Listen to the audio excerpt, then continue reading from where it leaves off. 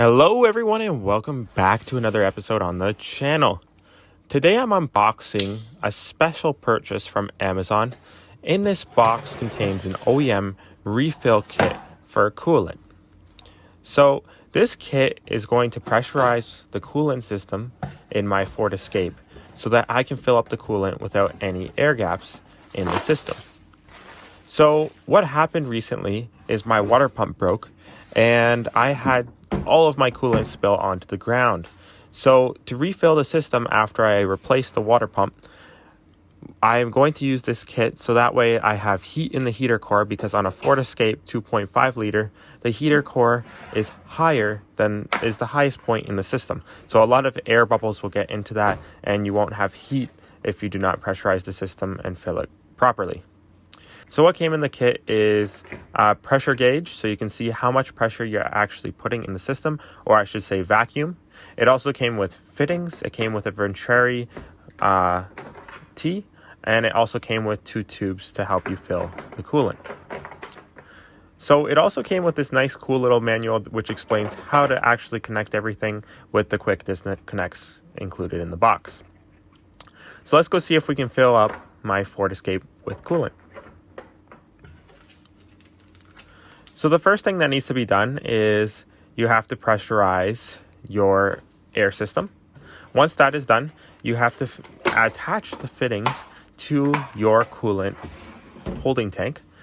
We did have a little bit of a problem. The quick disconnect that came with the system did not fit onto our air hose. So we did have to put a different quick disconnect onto the fitting, and it worked perfectly after that.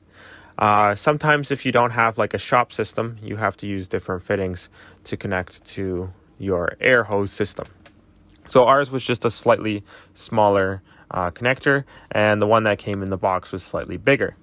So after that, we had to pressurize the system. You can see now in the screen that the needle is in the end of the green zone, almost in the yellow zone. We got it pretty high just because we didn't want to have to refill it as we were filling up the system. Now, as you can see, the coolant wasn't going through the system as fast as it should be. One problem we realized after we filled up most of the system is that we should have had the radiator empty, so that way you could suck it right through all of the system. So when the coolant came out of my engine, we didn't empty the radiator, but the engine was empty. So we thought maybe it would come past the radiator, but not all of it came, and we did end up with some air bubbles. So to try and combat this, we did rev the engine just to try and get some of the fluid through the system.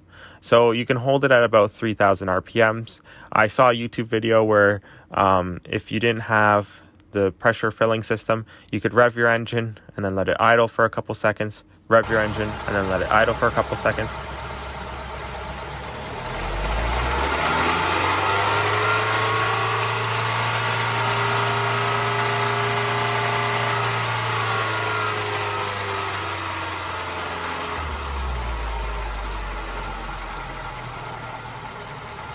This did not end up working, so we ended up having to bring it to the shop just to get a little bit of more pressure through the system. They have special devices which can do this.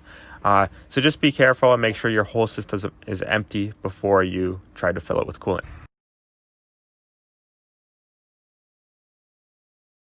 So thanks for watching. If you like this content, press the like button, comment down below, and subscribe if you're new here. See you in the next one.